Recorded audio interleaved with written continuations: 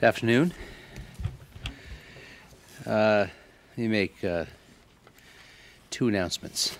The first is that on Sunday, General Shalikashvili will leave for a trip to China, where he will visit with his counterpart, General Quanyou, who's the chief of the General Staff Department of the People's Liberation Army. He'll be there for 4 days.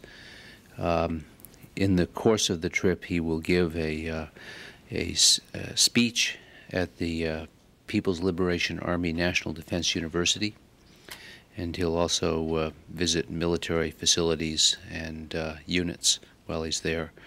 This, as you know, is part of our program of strengthening military-to-military relationships between China and the United States. The goal is to increase understanding and transparency so that we have a clearer idea of how each military establishment operates, and so we can do more to cooperate with each other when necessary. On the way back, Chairman Shalikashvili will stop in California and give the commencement address at Harvey Mudd College in Claremont, California, and he'll also commission the ROTC class there. Those are both on Sunday, May 18th. So what are the dates? I'm sorry, you were in China. What are the dates he will be in China? Well, he leaves on Sunday, and I guess that means he arrives on Monday, and it's a 4-day visit. He'll come back to California on the weekend, but he'll be basically there next week in China. He also does plan to meet with American reporters while he's over there. That's being arranged by the embassy, and I don't have an exact time on that. The second announcement is that, as you know, Igor Rodionov, the Russian Minister of Defense, will be here next week to meet with Secretary Cohen. It'll be their first meeting as two defense ministers, and he will spend a couple of days in the United States, here and elsewhere. On Monday morning, Frank Miller, who's the acting Assistant Secretary of International Security Policy, will come down and brief you on that visit, the Rodionov schedule, itinerary, and the general themes of the discussions that we'll be having during his visit here. Will the SecDef and Rodionov have a press availability? They will. They will, I believe, on Tuesday at 11:30. At 11 or 11:30, I think, is when it's scheduled for. And that'll be after their plenary session. When does he arrive and when does he leave? I believe he arrives Monday night, and Frank Miller will tell you precisely when he arrives and when he leaves. I don't have the itinerary here. Do they plan on signing any kind of agreements or anything like this here, or is this mainly? I think we should wait for Frank Miller to come down and give you all that information on Monday. Well, why wait? Because I don't have the information. Because I'm depending on Frank Miller to make all of this clear, which he will do. Okay, with that, I'll take your questions. Could you just fill us in on Zaire and anything new on Zaire? How close is it? The situation in Zaire is as follows. The Kearsarge remains about 250 nautical miles from Brazzaville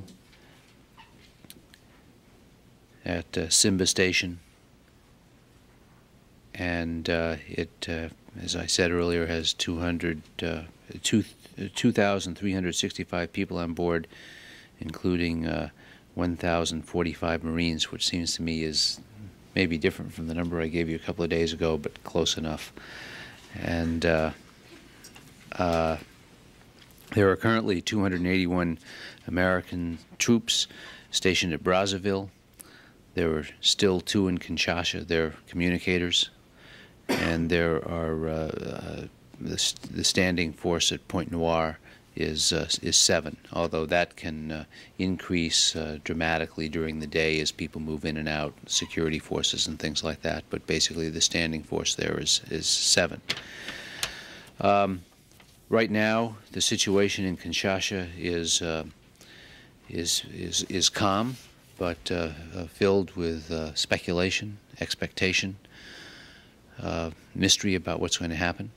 The ferries, the commercial ferries, are working, going back and forth across the river, so it's possible for people to come and go in Kinshasa. And I can't give you an update on where the Kabila forces are at this stage. They're relatively close to Kinshasa. We still hope that there'll be a peaceful, so-called soft landing, and that when and if they come into Kinshasa, they can do so without conflict. And that, as you've read, is also the hope of General Mihele, who's the Chief of Staff of the Zairian forces. Is there any indication whether the rebels have stopped their march toward Kinshasa? Not that I'm aware of, no. But the rebels, their standard modus operandi has been to come relatively close to a city and sometimes wait days or even weeks before moving in while they consolidate their forces and work on their plans, etc. So I can't make a prediction of when the rebel forces do plan to enter Kinshasa, but they've stated that's their intention. You have a number of Americans still in Zaire? The number still in the country as a whole, we think they're up to 400, and in Kinshasa they're about 200. And as I said, they're all very aware of the situation and now have plenty of opportunities to leave commercially if they want to. Suzanne. You said there are 2 communicators at the embassy, but is there a Marine security force there as well? I'm sure there's the standard Marine security force. I don't know how large it is. We can get that information for you. But the only augmentation has been communicators. Tammy. Has the U.S. military yet been asked either to facilitate the refugee situation at all or to look at how they might be able to do so? Not that I'm aware of, no. But that's been an area where non-government organizations have done most of the work. Do you have any ideas what Ambassador Richardson is going to meet with the French about? I think that's a good, very good question for the State Department, for whom Ambassador Richardson works. We can't try it here. You can try it, but I think it's more appropriate to ask it at State. Yes, Todd. A housekeeping question on the General Shalikashvili's visit. When was the last time a chairman of the Joint Chiefs, if ever, was in China? It's a good question. I'm not sure one's been there before, but I could be. I think I'm wrong on that, and we'll get the exact date. Jamie. I wanted to just change the subject to race and relations in the military. Once again, in the case of Sergeant Major McKinney, his lawyer and McKinney himself have raised the question of whether race might be a factor in the prosecution. Without commenting maybe specifically on that case, but can you comment at all on what the Pentagon's feeling is the current state of race relations in the military is? Is this becoming a problem again? I don't believe it is a problem. I think that the military remains an exemplary institution in dealing with the question of race. I think it should be very clear to all Americans that the military does the best it can to open opportunities to everybody who joins the military. We don't keep anybody, any group out. We're looking for the best possible people we can find, and that means we have to look broadly throughout society. We train everybody equally to work as a team and to trust one another. The military has a very well-defined promotion system where everybody is treated equally to the best of the system's ability. I think that the military has an exemplary record in dealing with race now. It has had for a number of years, and we plan to have that fine record in the future as well.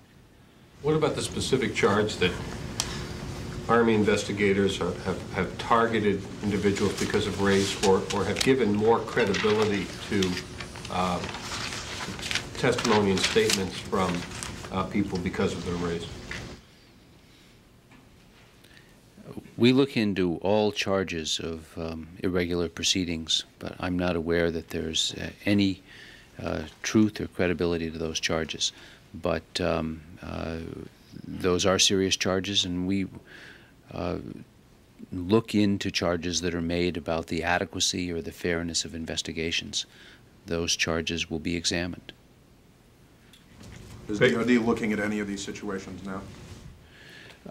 All I can tell you is broadly, without commenting on any specific case, we take any allegation of irregularity seriously.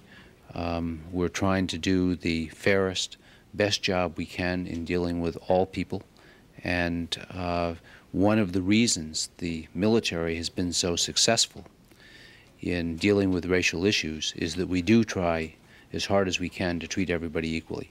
And part of that means pursuing charges of unequal treatment. So we do look into these charges. Have any allegations of irregularities been brought to the attention of the DoD regarding the Army scandal, the Army situation? Well, there have been charges made publicly, certainly, and we're aware of public charges, but I'm not aware that any specific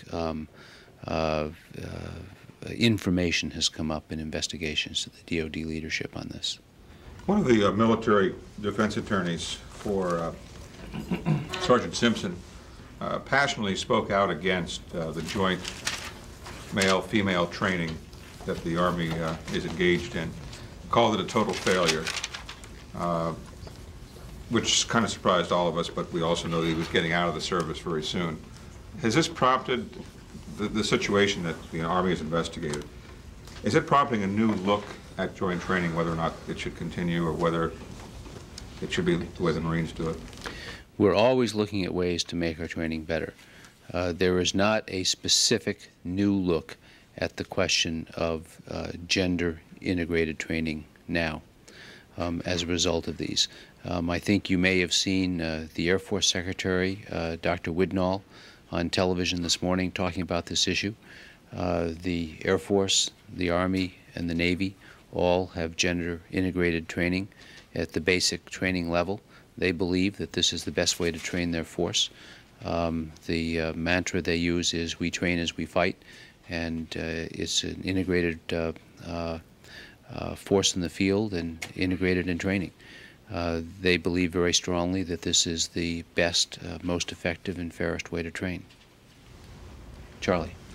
Attorney General Reno confirmed me that the Justice Department is looking into a possible high-level U.S. government secret passer to Israel. Is the Pentagon involved in the search for Mego? I have absolutely nothing to say about that. The Attorney General of the United States is the proper spokesperson on this, and you can rely on everything she says. Yes, Todd. When do you expect announcement of successors to Dr. Kaminsky and Dr. White? I don't have a precise time on that, but I think that the announcement of a successor to Dr. Kaminsky will come relatively soon, and the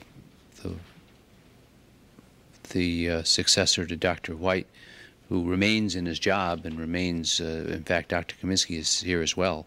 They're both doing their jobs very, very well, but the Kaminsky successor will come sooner than the White successor will. Do you have anything today on the North Korea MIA talks at all? I'm afraid I don't. What I promised was that we would try to get some readout for you by the end of the week. We'll do that. Thank you. Thank you.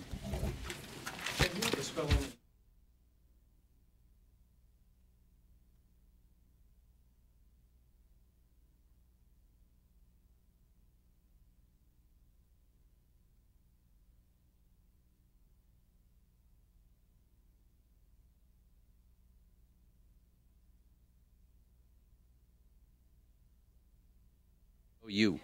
All one word? Yeah. That last one. Yeah. And what's his